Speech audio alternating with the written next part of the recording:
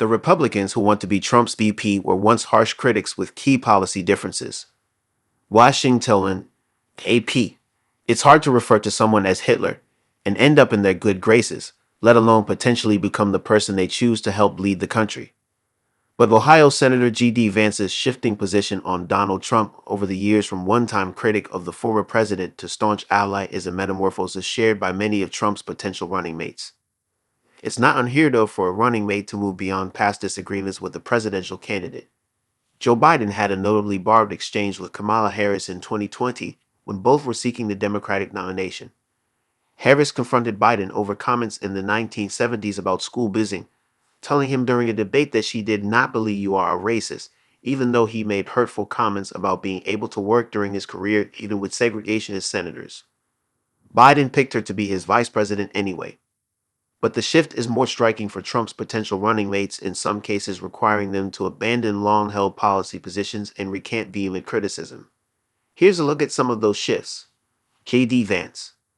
In a 2016 interview with Charlie Rose while promoting his book Hillbilly Elegy, Vance called himself a never-Trump guy and said of the soon-to-be president, "I never liked him." He told NPR that year, "I can't stomach Trump. I think that he's noxious and is leading the white working class to a very dark place." He wrote an op-ed for the New York Times titled, "Mr. Trump is unfit for our nation's highest office." Vance said he didn't vote for Trump in 2016, and his former roommate shared images of a text message Vance sent him that year in which he called Trump cynical and said he could be America's Hitler. But by the time Vance launched his campaign for the Senate in 2021, his views were closely aligned with Trump's. He met with the former president and quickly won his endorsement, gaining a crucial boost in the Republican primary. Vance has said he was wrong about Trump. In an interview this month on Fox News Channel, he was asked to explain his past criticism. "I didn't think he was going to be a good president," Vance said. "He was a great president, and it's one of the reasons why I'm working so hard to make sure he gets a second term." Even as a freshman, Vance has stood out in the Senate as one of Trump's fiercest defenders and as an emerging voice on foreign policy.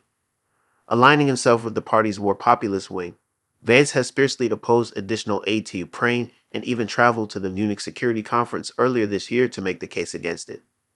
As Vance's name rose to the top of Trump's list of potential running mates, he notably embraced positions that contrast with former Vice President Mike Pence, telling ABC News in an interview that he would not have immediately certified the results of the 2020 election.